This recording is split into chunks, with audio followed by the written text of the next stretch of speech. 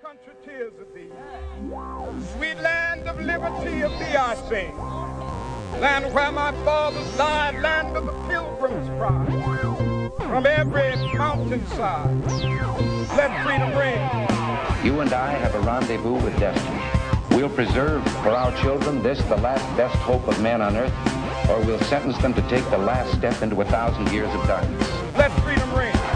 Alexander Hamilton said a nation which can prefer disgrace to danger is prepared for a master and deserves one. And in that sentence, he told us the entire story.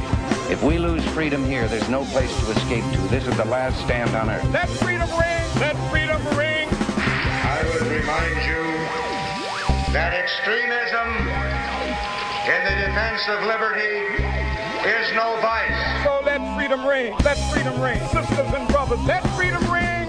We will keep in mind and remember that Barry Goldwater has faith in us. He has faith that you and I have the ability and the dignity and the right to make our own decisions and determine our own destiny. And let me remind you also that moderation in the pursuit of justice is no virtue. You need some action. We're at war with the most dangerous enemy that has ever faced mankind in his long climb from the swamp to the stars.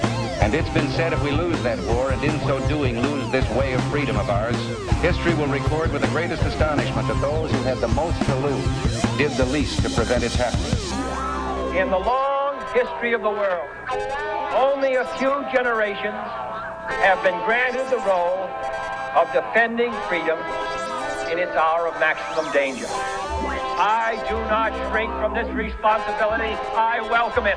Let freedom ring. You and I know and do not believe that life is so dear and peace so sweet as to be purchased at the price of chains and slavery. If nothing in life is worth dying for, when did this begin? Just in the face of this enemy?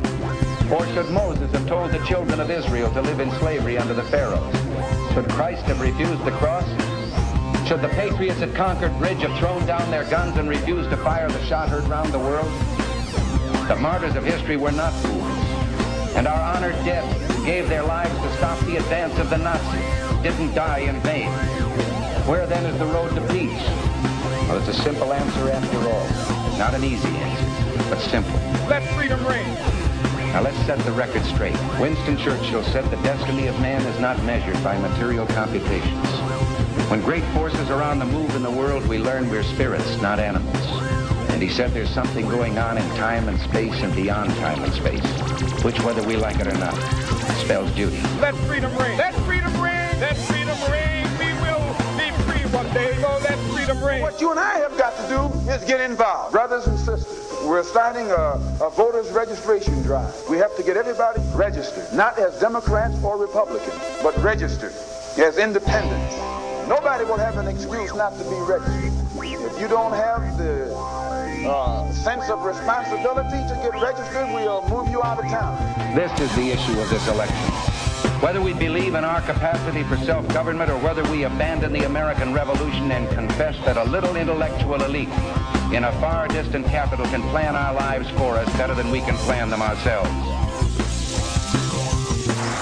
Deep down in our nonviolent creed is the conviction that there are some things so dear, some things so precious, some things so eternally true that they're worth dying for. And if a man happens to be 36 years old, as I happen to be, some great truth stands before the door of his life, some great opportunity to stand up for that which is right, he's afraid his home will get bombed, or he's afraid that he will lose his job, or he's afraid that he will get shot or beat down by state troopers. He may go on and live until he's 80, but he's just as dead at 36 as he would be at 80, and the cessation of breathing in his life is merely the belated announcement of an earlier death of the spirit. He dies. A man dies when he refuses to stand up for that which is right. A man dies when he refuses to stand up for justice. A man dies when he refuses to take a stand for that which is true. So we're going to stand up right here.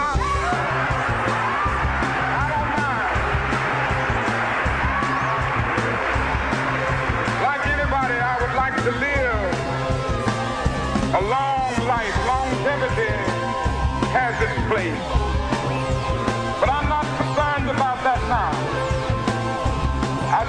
to God.